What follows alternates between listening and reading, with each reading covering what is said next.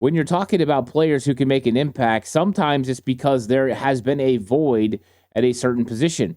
And for the 49ers, they have been looking to get three solid cornerbacks potentially being able to play.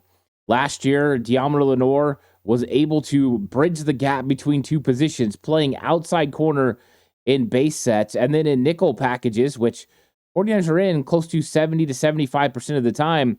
He played the nickel position, and he did a really good job. Here's the problem. Just brought it up. 70 to 75% of the snaps are a nickel. So that means you have a third cornerback on the field. And last year it was Ambry Thomas. And Ambry Thomas was inconsistent. There just wasn't the diligent effort to be consistent every single play in and play out. There's too many penalties. There's lack of run support when it comes to stopping the run game. And it's just something the 49ers knew they needed to address. And they addressed it in a big way in free agency.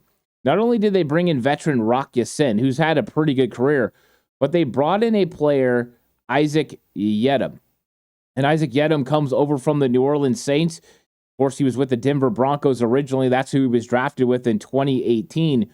But Yiadom got a lot of good playing time last year for New Orleans. In 2023, Yiadom appeared in 17 games. So he played in every single game. He had 8 starts, and he had 37 total tackles, 14 pass breakups, and an interception. So right away, 14 pass breakups is a huge number for Isaac Yiadom.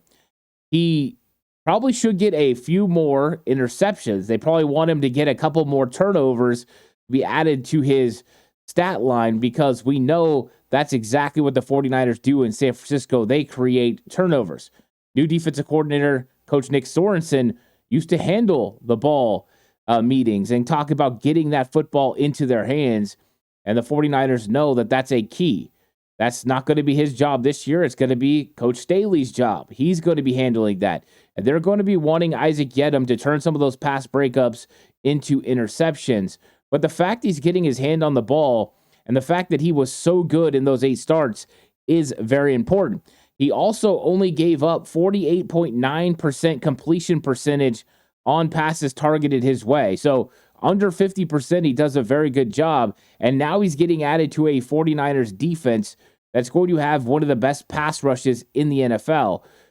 We brought up Leonard Floyd a little bit, but you have Nick Bosa, Leonard Floyd, and you've brought in Javon Hargrave last season, and now Malik Collins you traded for. You got to feel like you're going to have some pass rush help for the back end, and Isaac Yiadom should get more opportunities. Also, depending on how comfortable he is playing within this system, he might be able to take more chances than he was allowed to take when he played for the New Orleans Saints. So Yiadom is on target to potentially be a breakout player. Also, he's a big special teams contributor. He had a total of 265 special team snaps for the Saints last season. That means you've got a player that can consistently go out and help you. Ambry Thomas didn't really help the 49ers on special teams a whole lot. So now you're adding a player that not just helps as the third cornerback, but also helps you on special teams. That's a huge advantage for the San Francisco 49ers, and it improved their team in not just one area of the team, but 2. So complementary football, Isaac Yiadom can help in both. That will help him be a breakout player in 2024. Yiadom earned a 80.4 coverage grade, finishing 15th best in the NFL among cornerbacks in the league. That's according to PFF. So 80.4, top 15, that's top half of the league. That is absolutely fantastic for a guy they're bringing in to be cornerback 3. And I know there's still some conversation about Renardo Green and how quickly is he going to translate to the starting lineup. Well, part of my criteria earlier was opportunity. And Isaac Yiadom is going to have opportunity early because Renardo Green's going to have to learn a transition from playing outside corner at Florida State to playing nickel corner in the NFL for the 49ers. The transition in coverage will be a little bit easier than the transition in run fits. That's a tough job. Isaac Yiadom is doing what he already did in New Orleans. There's no transition period for him. Deommodore Lenoir is the one that handles the transition of going from outside to inside. So that gives an advantage to Yiadom right there. Renardo Green at some point is going to make an impact on this 49ers roster. I don't know if that's going to be due to injury in 2024 or if that is going to be because he eventually takes over. Some of the things that he does are unique and absolutely through the roof ability-wise. But we have to be patient and we have to wait for Renardo Green to translate to being able to play consistent snaps in the NFL. And while that's going on, the 49ers bring in a guy that could be poised for an even bigger 2024 season than he had in 2023, where he really showed up for the New Orleans Saints.